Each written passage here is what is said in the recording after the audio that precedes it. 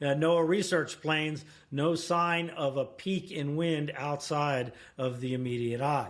All right, so here's the expectation in terms of the forecast. There, first of all, is how far out the winds extend. So some tropical storm force winds, the yellow means 40 miles per hour plus, so some tropical storm force winds over Jamaica now. These are the hurricane force gusts, and this you can just barely make it out under the icon. Those are sustained hurricane force winds. So you see it's relatively small compared to the island. I mean, this is a very thankful kind of thing. Now, the question is, could it go through what's called an eye wall replacement cycle, where that bigger eye wall forms and the storm generally just gets bigger? Everything gets bigger before it gets up to the landfall up in here. Well, it could, but it's running out of time because it is forecast to make landfall about 9 a.m. in the morning. So that's 18 hours or so from now, 19 hours from now. So that's not a lot of time. In fact, it may be too little time for it to do it in that distance there.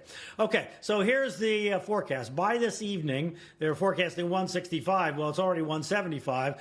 This was the forecast back before when it was 165 at 11. So they updated at 5 o'clock, and we'll see what the thinking is. I mean, generally, they don't maintain the super strong, just can't maintain it. It's like a top spinning. It always runs into something. There's some little reason that it starts kind of wobbling around.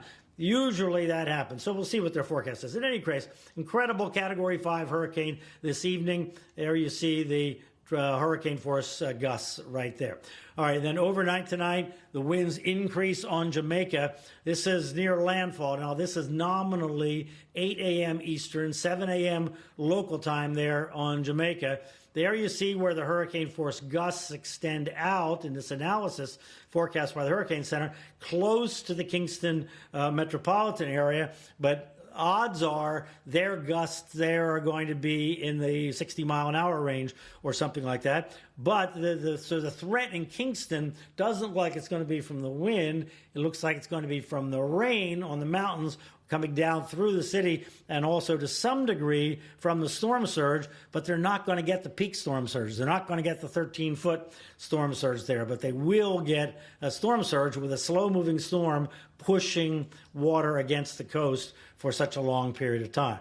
But this is where the destruction is going to be, and take this circle right there and then translate that across the island. That's where the real corridor is going to be, that they're not going to be able to build anything really, and the trees are not going to stand, and it'll be a swath across Jamaica that I imagine we'll be able to see from the satellite, where the trees have been knocked down and the damage is just massive in that swath, not to mention what goes on here on the southern coast, and not to mention the flooding from the tremendous rain coming down from the mountains. Then it moves on, and so that by Tuesday evening, it's past, and then the question is, what can be done, what roads are open, and so forth, to figure out what happened.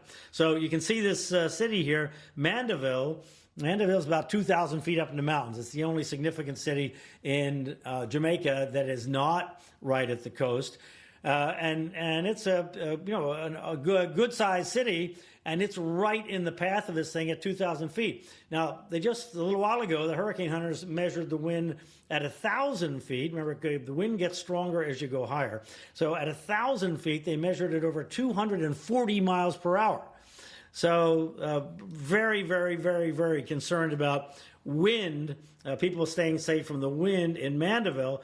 And then along this coast here, you have a town called Black River, and you have a kind of a resort area called Treasure Beach. They're all right in the way of where this storm surge is forecast to occur. It's a very high confidence forecast now.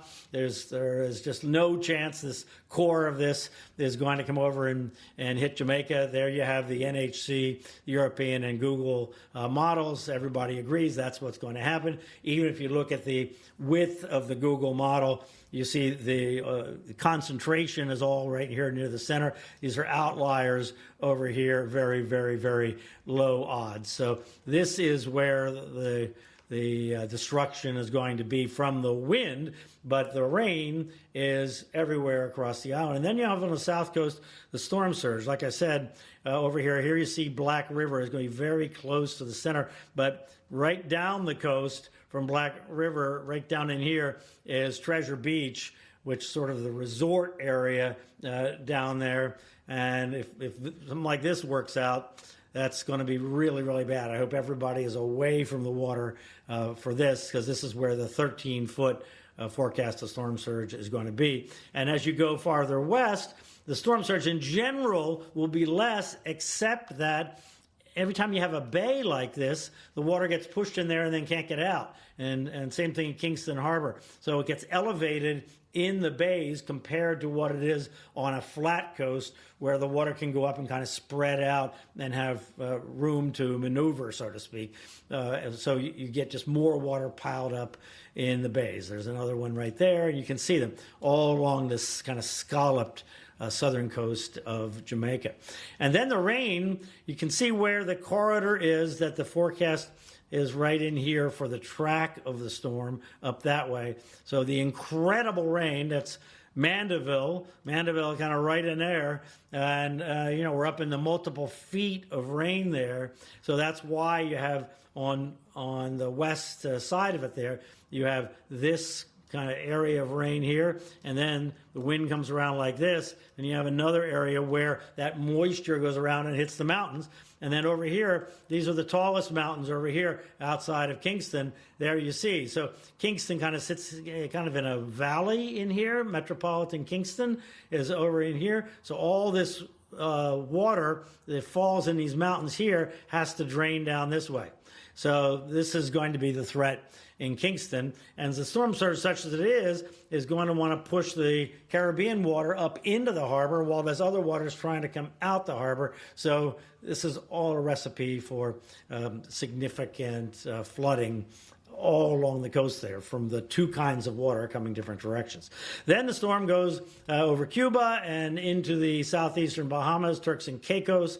So from the central Bahamas south, they have everybody on alert to prepare, and then on off to Bermuda.